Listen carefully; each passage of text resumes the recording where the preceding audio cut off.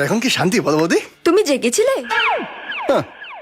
সকাল থেকে যদি দুটো মোরগ কন্টিনিউয়াসলি পাল্লা দিয়ে চিৎকার করে, কার ঘুম হবে বলো তো? ওরা তোমার থেকে বড়, সেন্সার করে কথা বলো। হ্যাঁ, বড় ওরা হতেই পারে, কিন্তু বুদ্ধিতে না দুজনে আমার থেকে অনেকটাই ছোট। আর আমার ওই বাপটা না, ও বেটা এক নম্বরের উচ্চ শিক্ষিত মানুষ, এক নম্বরের উকিল। কি যে দাদা বলো বৌদি তুমি। গুড মর্নিং বাবা। Good morning. দেখেছো গায়ত্রী, একটু ঘুরলেই তোমার এই বাঁদর দুটো আমার পেছনে কি যা তা বলে। আমার মনে হয় আমি তোমার মতো ছবি হয়ে গেলে এরা আমার শ্রাদ্ধটুকুও করবে না। না গো মা, বাবার শ্রাদ্ধে আমরা ধুমধাম করেই করবো। কি বল দাদা? বদ ছেলে, তেলে না ঝোলে। বাহ, আমার দিকে তাকিয়ে বলছো কেন?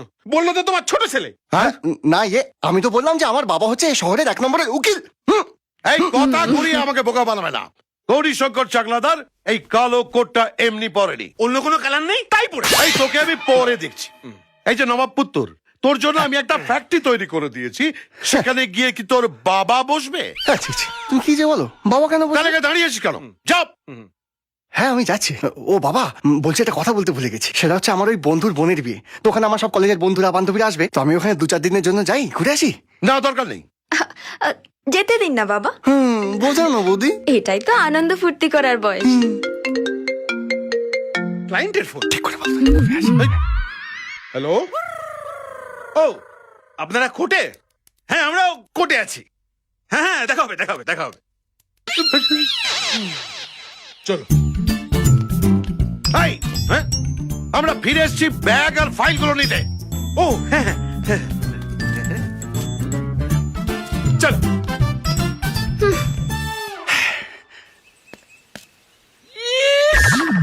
দেখো অবস্থা, পড়ে পড়ে ঘুমোচ্ছে। ওর মা যে ওকে কি খেয়ে জন্ম দিয়েছে কে জানে। বন্ধু বান্ধব সব করে ভালো ভালো চাকরি করছে আর ও পড়ে পড়ে ঘুমোচ্ছে। আরে ওঠ, ওই দেখ রোদ উঠে গেছে, তুই ওঠ না এখন। ও বাবা, চিৎকার করছো কেন?